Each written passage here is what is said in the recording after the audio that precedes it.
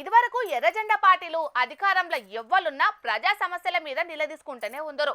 కానీ ఈ నడుమ ఎర్రజెండా పార్టీల ఉద్యమాలు బొత్తిలకే తక్కువైనాయి. కానీ పేరుకు మిత్రపక్షమే అయినా కూడా సందు దొరికినప్పుడల్లా సర్కార్ మీద బాణాలు ఇడుస్తూనే ఉన్నాడు సిపిఐ ఎమ్మెల్యే కూనంనేని సారు. ఇవాళ కొత్తగూడెం ఆర్టీసీ బస్టాండ్కు పోయి మళ్ళేమన్నాడు ఈనుండ్రి. మొత్తం 143 బస్టాండ్ 5 కోట్లు వేసుకో, ఎంత అవుద్ది? 700 కోట్లు. 700 కోట్లు వీళ్ళ పరిపాలన, ఇల్లు పాడుగాను. నాకు బీపీ లేస్తుంది, పెట్టలేక ఈ మాట అంటున్నా. ఆడాళ్ళు అన్నట్టుగా అనాల్సి వస్తుంది. నాకు అంత కోపం వస్తుంది బస్ స్టాండ్లో చూస్తుంటే. ఎందుకంటే అసలు నేనైతే సంవత్సరంలో మొత్తం రూపాయి మారుస్తా. తెలివి ఉండాలి కదా, తెలివి ఉండాలి, పట్టుదల ఉండాలి, దీక్ష ఉండాలి.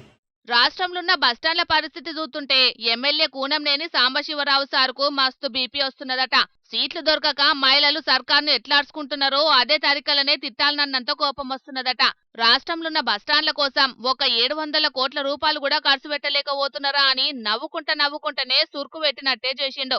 ప్రభుత్వానికి మిత్రపక్షం కాబట్టి ఏమనలేకపోతున్నాడు గాని లేకుంటే మాత్రం ఇంకా గట్టిగానే ఆర్చుకునేటోడు కావచ్చు.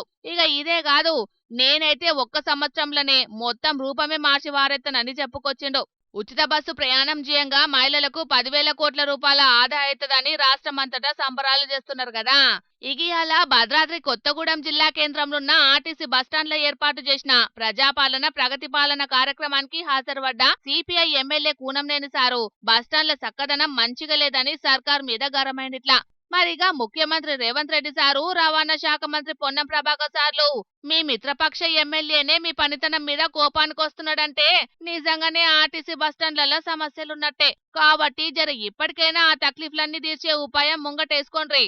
అంతేగాని ఏడికి పోయినా ఉచిత ప్రయాణ సౌలతి చేసినామని చెప్పుకుంటేనే సరిపోదు. కాబట్టి జర సౌలతులు చూసుకోండ్రి మరియా.